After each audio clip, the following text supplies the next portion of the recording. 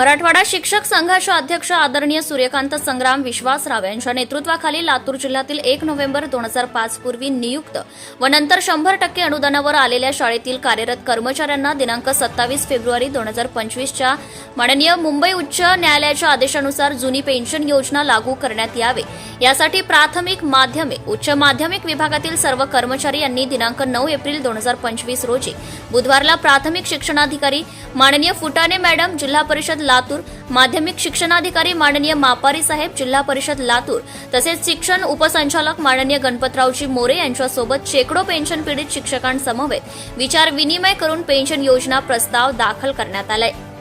या प्रसंगी सूर्यकांत संग्राम विश्वासराव यांनी मराठवाड्यातील प्रत्येक जिल्ह्यात जुनी पेन्शन योजना न्यायालयाच्या आदेशानुसार अंमलबजावणी केल्याशिवाय शांत बसणार नाही असे मत व्यक्त केले। तसेच प्राचार्य उमेश पाटील यांनी जुनी पेन्शन पीडितांची बाजू सविस्तर मांडली आहे। या प्रसंगी लातूर जिल्हा मुव संघाचे अध्यक्ष प्रकाश देशमुख सर, प्राध्यापक ज्ञानोबा मोरे, तुरेवाल पठाण, सहसचिव श्री NG माळी, मुख्याध्यापक कोरे, रातोळे, जोंधळे, नामवाड, माने, SL महापूर, जिल्हाध्यक्ष बसवराज स्वामी, सचिव GV माने यांच्यासह अंदाजे 600 ते 700 जुनी पेन्शन पीडित शालेय कर्मचारी उपस्थित होते। माननीय मुंबई उच्च न्यायालयाच्या नुकत्याच निर्देशित केलेल्या जुनी पेन्शन योजना संदर्भातील आदेशामुळे जुन्या पेन्शन योजनेचा मार्ग मोकळा झाल्याचा जुना प्रश्न पेन्शन योजनेचा स्क्रुटिनी प्रस्ताव सादर केल्यानंतर वरिष्ठ शिक्षण विभाग यावर काय निर्णय घेतात याकडे आता सर्व पेन्शन पीडितांचं लक्ष लागले आहे। जनता टाइम्स जटा टीव्ही चॅनलसाठी प्रदीप लोखंडे, उपसंपादक। देशामध्ये उच्च न्यायालयाच्या न्यायाधीशांनी स्पष्ट सांगितलंय 1 नोव्हेंबर 2005 पासून सर्वांचं पेन्शन बंद करण्यात आलेलं आहे, परंतु हा निर्णय 1 नोव्हेंबर 2005 ला घेण्याच्या ऐवजी 29 नोव्हेंबर 2010 ला घेतलाय। भूतलक्षी प्रभावाने हा निर्णय लागू होऊ शकत नाही, गैरन्यायिक आहे आणि त्याच्यामुळे काय म्हटलं की तुम्ही सगळ्यांचे प्रस्ताव घ्या। शिक्षणाधिकारी, प्राथमिक शिक्षणाधिकारी, माध्यमिक आणि उपसंचालक, शिक्षण उपसंचालक या तिघांनी पण आपापल्या प्राथमिक, माध्यमिक आणि उच्च माध्यमिक सर्व कर्मचाऱ्यांचे प्रस्ताव मागून घ्यायचे आणि स्क्रुटनिंग करायचं मॅडम। त्यांचे फक्त डॉक्युमेंट्स चेक करायचे की ते कर्मचारी आतापर्यंत मला काहीच माहित नाही पेन्शन मध्ये आहेत का नाही, लेखी नाही, फक्त तोंडी आणि उडवाउडी उत्तर आहेत आम्हाला। तुम्ही पात्र नाही, तुम्ही पात्र आहेत, पण आम्हाला काहीच कळणार गेलं, कोणी लेखी असं कळवलंच नाही। तुम्हाला एकतर पात्र म्हणून दिला तर आम्हाला तो खूप चांगली गोष्ट आहे, तुमचं अभिनंदन। आम्ही सगळेजण ते कागद जोडून पेन्शन घेऊ। जर अपात्र म्हणून आम्हाला तुम्ही दिलात छाननी करून तर अपात्राचं कारण द्यावं लागेल तुम्हाला। 4 ओळीमध्ये लिहून द्या की शासनाच्या या आदेशानं तुम्हाला पेन्शनमध्ये पात्र नाही आहेत। ते दिल्यानंतर आम्ही कोर्टामध्ये जाऊ, सन्माननीय कोर्टाकडे विनंती करू वकिलाच्या मार्फत की कोर्ट म्हणलंय की हा निर्णय झाला 10 मध्ये, पण लागू 5 पासून कसं काय? हा निर्णय झाला 10 मध्ये, 5 पासून कसं काय? कारण जेव्हा जेव्हा तुम्ही अनुदान देता मॅडम, डायरेक्ट 60%, 80% टप्पा येतो आम्हाला, आमचा 20%चा 40%चा टप्पा बुडतो। त्या आदेशाच्या खाली एक वाक्य असतंय, त्या वाक्यामध्ये लिहिलेलं असतं स्पष्ट की ते आदेश भूतलक्षी प्रभावाने लागू नाहीत, म्हणजे मागचे पैसे वाचतात तुमचे। नाहीतर आम्ही 20 आणि 40 पण बिल दिलं असतो, म्हणून ते पैसे वाचतात। मग या ठिकाणी जर तुम्ही भूतलक्षी प्रभावाने लागू करत नाहीत तर ज्या तारखेला आदेश झाला पुढे लागू होतो, तर या ठिकाणी सुद्धा पेन्शनच्या बाबतीमध्ये आम्हा सर्व कर्मचाऱ्यांचं 29 नोव्हेंबर 2010 पर्यंत सर्वच शाळा संबंधित झालेल्या आहेत आणि तेव्हा आदेश झालेला आहे। म्हणून आम्ही न्यायानं सगळेजण जुनी पेन्शनसाठी पात्र आहोत, म्हणून आमचे प्रस्ताव स्वीकारा। आम्हाला 45 दिवस वेळ दिलाय, ते साधारणतः 27 फेब्रुवारी 2025 ला तो निर्णय झालाय कोर्टाचा आणि त्यांनी तिथून 45 दिवसामध्ये आम्हाला प्रस्ताव द्यायला सांगितलंय। आम्ही प्रस्ताव देतो तुमच्या दरबारात आणि तुम्ही 30 सप्टेंबर 2025 पर्यंत निर्णय घ्यायचा आहे, भरपूर वेळ आहे मॅडम। तुम्ही निर्णय घ्या, तुम्ही सगळ्यांचे स्क्रुटनिंग करा, डॉक्युमेंट्स चेक करा, शासनाचे आदेश घ्या आणि आम्हाला त्या कोणत्या आदेशाने आमचं फेटाळत आहोत हे आम्हाला कळवा। आमच्या वकिलांनी सांगितलंय, तो कळवल्यानंतर ते कारण घेऊन आम्ही कोर्टात जाणार, तर कोर्ट म्हणले की हा निर्णय गैरन्यायिक आहे, शासनाच्या निर्णयावर त्यांनी ठप्पा ठेवलाय म्हणून गैरन्यायिक आहे।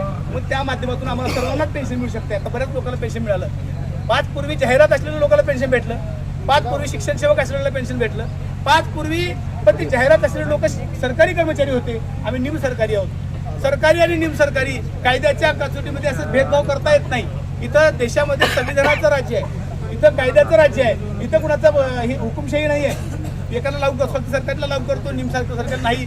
स्केल सगळ्यांचे सारखे आहेत। आम्ही तर काम केलं होतं, आम्ही 1 नोव्हेंबर 2005 पूर्वी काम केलेले लोक आहेत आणि विना अनुदान केलेले आहेत। 10 वर्ष आम्ही फुकट राबलो आणि आता म्हातारपणी पेन्शन नाही म्हणून आणखी म्हणजे सुरुवातीला पण आमचे पैसे काटले गेले, आम्हाला पगार नव्हता, आम्ही फुकट काम केलो. आणि आता म्हातारपणीचे जे आमचा हक्क आहे पेन्शन ही हक्क आहे, संविधानामध्ये लिहिलेला आहे. तुम्ही बघा संविधानामध्ये उघडून बघा पेज, त्यामध्ये स्पष्ट केलेलं आहे की सरकार सुद्धा पेन्शन रोखू शकत नाही. सरकारला सुद्धा अधिकार नाही, कुठलंही कारण देऊन पेन्शन रोखता येत नाही. कारण आयुष्यभर नोकरी केलेलं ते उपदान आहे, ते प्रत्येकाचा हक्क आहे, ते त्याला मिळालंच पाहिजे. आणि आमच्यावरती अन्याय झालाय, त्यासाठी आम्ही तुमच्या दरबारात आलो. तर शिक्षणाधिकारी त्यांना विनंती करतो की तुमच्या उदार अंतकरणाने तुम्ही स्क्रुटनिंग करून आम्हाला 30 सप्टेंबरच्या पूर्वी आम्ही पात्र आहेत की अपात्र आहेत कारणासह आम्हाला कळवा, म्हणजे आम्हाला पुढची ऍक्शन घ्यायला सोपं जाईल. यानंतर बोलतील माननीय प्राथमिक शिक्षणाधिकारी. प्राथमिक शिक्षण विभागाच्या कर्तव्यदक्ष शिक्षणाधिकारी मॅडम यांनी 1 नोव्हेंबर 2005 पूर्वीच्या शिक्षकांच्या प्रस्ताव फायली स्वीकारलेल्या आहेत, म्हणून मॅडमचं जोरदार टाळ्या वाजवून आपण स्वागत करूया. पेन्शनच्या बाबतीत मॅडमचा अभ्यास चांगला आहे. मॅडम 1 नोव्हेंबर 2005 पूर्वीच्या फक्त जाहिरात असणाऱ्या शिक्षकांना पेन्शन, मग आम्ही तर 1998 ला 97 ला 99 ला लागलेला विनाअनुदानित शाळेवर समान काम समान वेतन हा कायदा असताना आमच्यावर अन्याय झालेला आहे.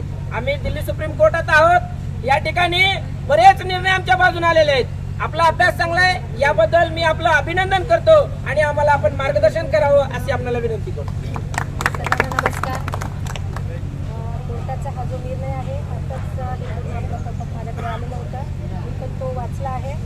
आपण आत्ताच सरांनी सांगितल्याप्रमाणे आम्ही तुमच्या सोबत आहोत.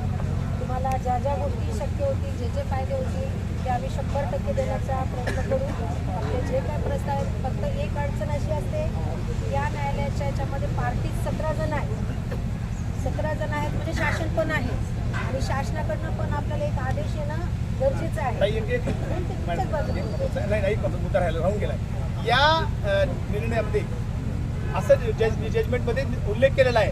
या निर्णयाशी निगडीत असलेले जे कर्मचारी आहेत त्याला सोडून महाराष्ट्रामध्ये अशा जेवढ्या शाळा आहेत महाराष्ट्रात संपूर्ण, त्या शाळेतल्या सर्व कर्मचाऱ्याला हा निर्णय लागू राहील असं जजमेंट आहे. हो, त्याच्यामध्ये आता फक्त एक आपल्याला मला मायनस पॉईंट असा दिसतो की आपल्याला शासनाकडनं पण एखादं पत्र येणं गरजेचं आहे.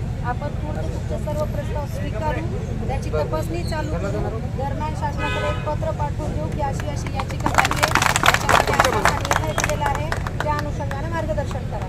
म्हणजे शासनाचं पत्र आल्यानंतर लगेच विदिन 8 दिवसात आपलं काम तयार झालेलं असेल. म्हणजे मला संदर्भ टाकायला वरिष्ठांचे आदेश लागणार कुठेतरी. पार्टी जर मी एकटी जरी असले असते तरी पण मला शासनाकडनं गायडन्स घ्यावं लागलं असतं आणि आज त्याच्यामध्ये शासन पण पार्टी आहे. त्यामुळे आपण दोन्ही बाजूनं नियमामध्ये राहू, तुमची पण सोय करू आणि वरिष्ठांच्या आदेशाचं पालन पण करू. त्यानुसार आम्ही सर्व प्रस्ताव संकलित करू. आम्ही एक कॅम्प आयोजित करून घेऊ किंवा मी 1-2 कर्मचारी माझे नियुक्त करते, त्या ठिकाणी संबंधित आणि सर्व परिपूर्ण प्रस्ताव.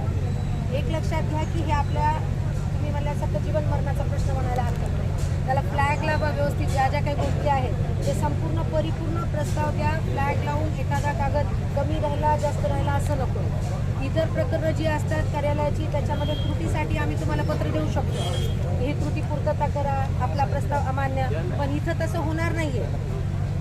तुम्हाला आम्हाला येस किंवा नो रिझल्टच द्यायचा आहे. त्याच्यामुळे ही आपली जबाबदारी समजून.